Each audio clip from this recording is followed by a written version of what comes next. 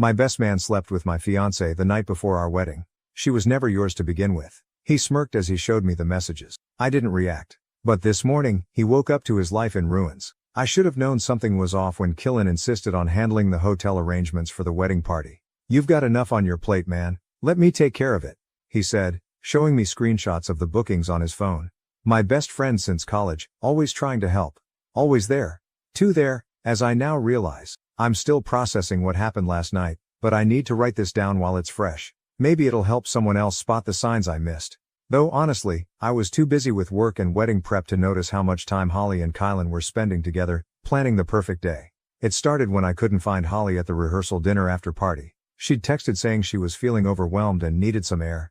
I figured she was just having pre-wedding jitters. Turns out she was having something else entirely. I tried calling, but it went straight to voicemail. Then I noticed Killen was missing too. "Probably went to grab more ice," someone said. But his car wasn't in the parking lot. Something in my gut twisted. I opened Instagram to message Holly and saw she'd accidentally posted a story, just for a second before deleting it, but long enough for me to see the hotel room number in the background. Different from ours. Room 847. Here's the thing about being with someone for 3 years. You know their passcode. Holly never changed hers. Her sister's birthday. I hadn't checked her phone in ages because I trusted her. Funny how that works. I took the elevator up. Used the spare keycard Kylan had given me earlier, in case of emergency. The hallway was silent except for my footsteps and a distant ice machine. The door beeped green. They didn't even hear me come in. I didn't yell. Didn't throw things. Just stood there, phone out, taking pictures. Evidence. That's when Killen noticed me. He didn't jump or try to cover up. He smirked. Actually fucking smirked. "She was never yours to begin with," he said, reaching for his phone. "Want to see the messages? How long this has been going on? How she comes to me every time you're too busy with work." Holly was crying now, clutching sheets to her chest. "Daniel, please, I can explain." "Save it," I said, my voice steady. "Keep the ring. It's fake anyway." It wasn't, but watching her face fall was worth the lie. Kylan laughed. Always so controlled. This is why she needed more. Someone who could actually. I cut him off. "You know what's funny, Kylan? You just lost your job and don't even know it yet." His smile flickered. "We work at the same company, different departments. I have copies of every inappropriate email he's sent from his work account. Every time he's taken credit for other people's work. Every favor he's asked for." "You're bluffing," he said. But I could see the uncertainty creeping in. I smiled. Not a warm smile. The kind of smile you give when you know exactly how someone's life is about to unravel. "Remember that project you led last quarter? The one you got a bonus for? Elsie kept receipts. All of them. She was just waiting for the right moment." His face changed. Elsie was his direct report who'd recently transferred departments. She'd kept a detailed record of everything. "Also," I continued, holding up my phone, "I just sent some interesting screenshots to Odette. You know, your fiancé, the one you're supposed to marry next month." Now Holly was looking at him. "You're engaged?" I left them there, arguing. Walked out calm and collected. Called my parents on the way down. "Wedding's off. I'll explain later.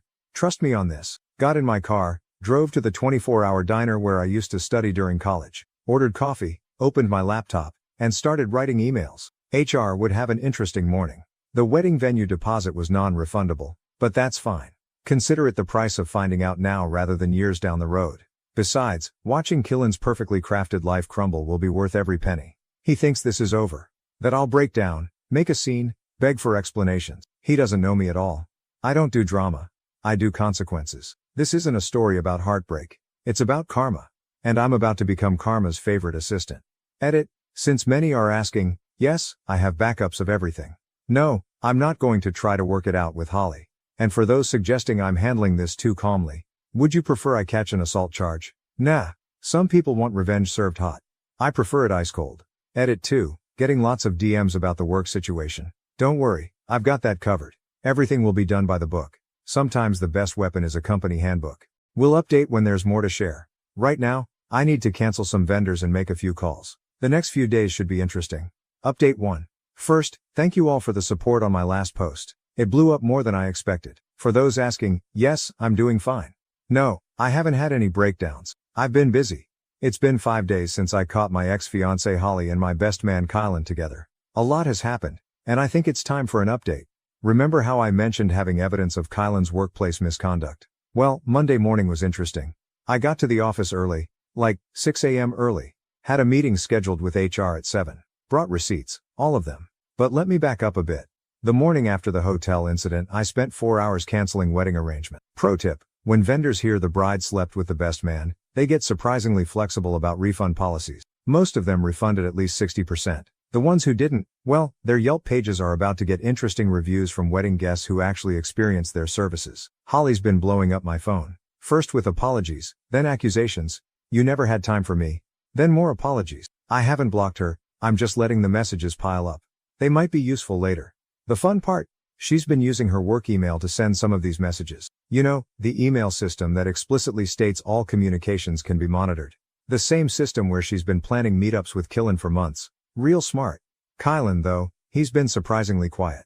Probably because Odette, his fiancée, isn't taking his calls. Turns out she had suspicions already, and my evidence was just the final push she needed. She reached out to me on Facebook, asking for details. We met for coffee yesterday. He always had excuses for staying late at work, she said, stirring her latte. Always with project deadlines. Funny how many of those projects were actually him taking credit for other people's work. That's when she showed me her phone. Screenshots of conversations between Killen and 3 other women. All from the last year. All following the same pattern. All while he was engaged to her. You know what's ironic? She added.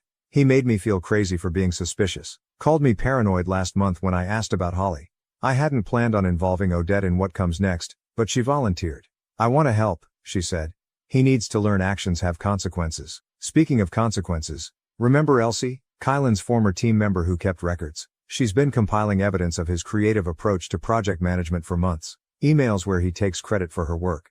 Messages where he pressures junior team members to cover for his absences. Meeting recordings where he presents others' ideas as his own. The HR meeting went exactly as planned. They're launching a formal investigation. Killen was called in Tuesday afternoon. He tried playing it cool until they started showing him the evidence. That smirk disappeared real quick. But here's the cherry on top. Holly doesn't know about Odette yet. Or the other women. She thinks she's special. That Kylan will leave everything for her. The group chat with Odette and Elsie has been enlightening. You want to know the best part of all this? I'm sleeping fine. Going to work. Getting my job done. Meanwhile, Killen's sweating bullets in meetings, watching his career slowly unravel. Holly's getting increasingly panicked texts from him, which she forwards to me asking what's going on. I just reply with, it drives her crazy. Some of you might think this is cold. Maybe it is. But you know what's colder? Planning to sleep with your best friend's fiancé, then acting like you did them a favor. I've got more planned, but I need to be careful about what I share here. Let's just say that next week's department meeting should be interesting. Kylan's scheduled to present a project overview. Too bad someone found evidence that he borrowed most of it from a competitor's public GitHub repository. Edit. To the people messaging me about taking the high road, this is the high road. The low road would involve actions I can't mention without violating Reddit's terms of service. Edit 2. Yes, I've backed up everything. Multiple copies. Multiple locations. I'm not an amateur. P.S. Holly, since I know you found my Reddit account, hi, how's that conversation with HR about inappropriate use of company email going? Might want to check your work inbox. Just saying. Update 2. Been 2 weeks since my last update.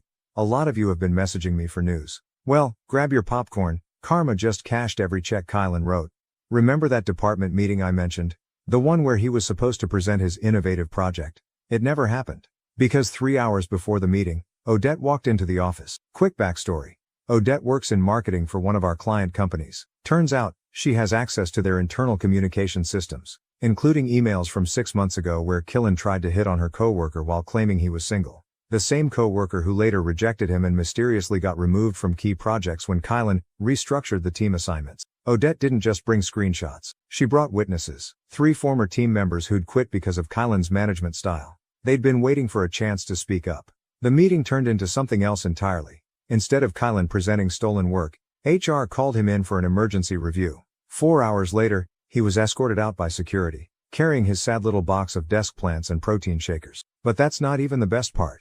Holly, my dear ex-fiancée, decided this was the perfect time to try winning me back. She showed up at my place Tuesday night, crying about how she'd made a horrible mistake and how Kylan had manipulated her.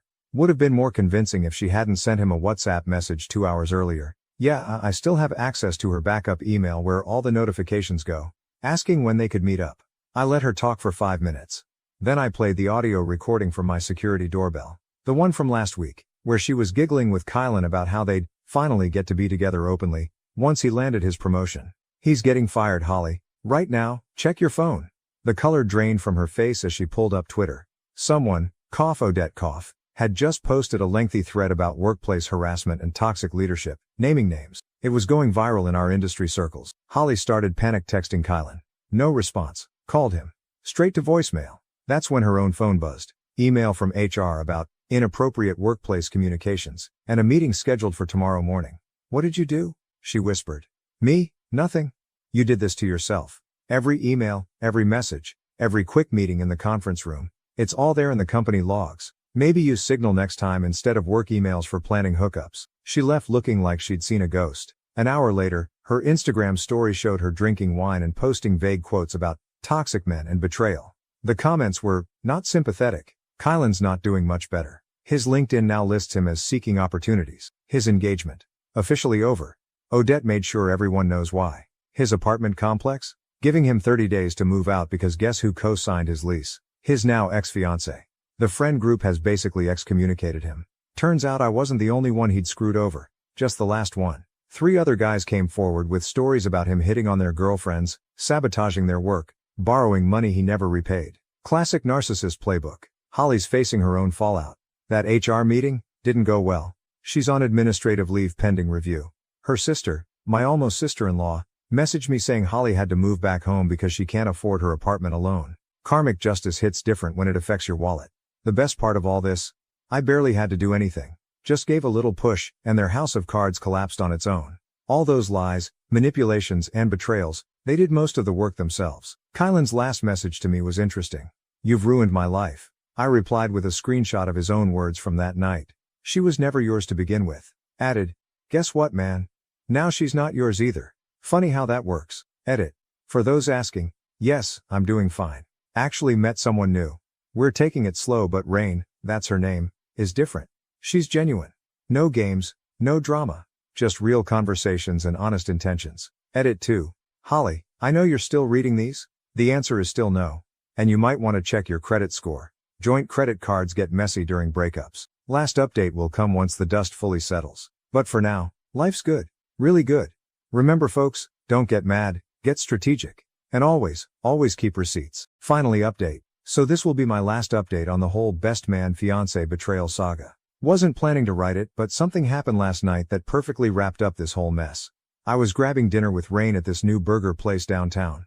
We're officially dating now, 4 months in. She's amazing, but that's not the point of this story. Guess who was working behind the counter? Kylan.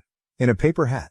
Life comes at you fast. He pretended not to see me at first, but Rain wanted to modify her order. She didn't know who he was. I hadn't shown her pictures. The look on his face when I stepped up to the counter though. Priceless. Can I speak to you? He muttered, trying to look dignified in his grease-stained uniform. Just 5 minutes. I checked with Rain, she was cool with it. Followed him to the side of the building during his smoke break. That's when 6 months of pent-up rage came pouring out. He started yelling about how I'd ruined his life, how he was living in his mom's basement, how no one in our industry would hire him. Called me every name in the book. I just stood there, letting him rant. Finally, he ran out of steam. Feel better? I asked. Because I've got some updates you might find interesting. Pulled out my phone, showed him Holly's latest Instagram post, the one where she's back in her hometown, working at her dad's hardware store. Her caption was some BS about rebuilding and finding herself. Your soulmate's really living her best life, huh? I said. By the way, she told everyone you pressured her into it, that it was all your idea. Even told your mom that. Guess loyalty isn't her strong suit. He tried to grab my phone. Bad move. Really bad move. Remember Odette? She's dating one of the security guys from our old office now. Big dude named Maurice. He happened to be having dinner inside with her. Funny timing. Maurice came out just as Kylan was getting in my face. One look was all it took for Kylan to back down. But here's the real karma. While all this was happening outside, guess who walked into the restaurant? Holly.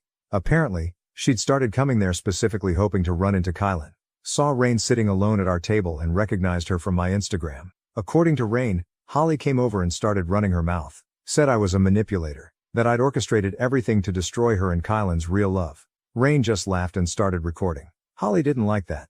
Tried to snatch Rain's phone. That's when the manager got involved. Remember how I mentioned Elsie, Kylan's former teammate?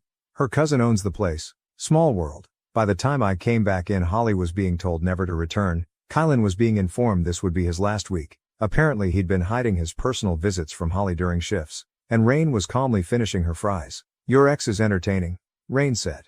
She tried to warn me about you. I showed her our vacation photos from last month. The ones where we're hiking with my kids? She went pretty quiet after that. Oh yeah. Rain's a single mom. 2 awesome kids who love video games and pizza rolls. We play Minecraft together on weekends. Real life beats drama any day. Later that night, got a string of drunk texts from Holly. Something about how she'd given up everything for Kylan, and how I'd betrayed their love. Apparently, she'd expected him to get another corporate job quickly. Finding out he'd been working fast food for 3 months and hiding it from her was the last straw.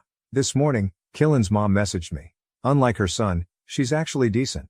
Said she was sorry about everything. Told me Kylan's been lying to everyone, claiming he's between consulting jobs. She found out the truth when she saw him in his uniform on someone's TikTok. The best part, my company just promoted me to lead my own team. First project? Cleaning up the mess Kylan left behind. His borrowed code is being completely rewritten. By Elsie, who's now my senior team member.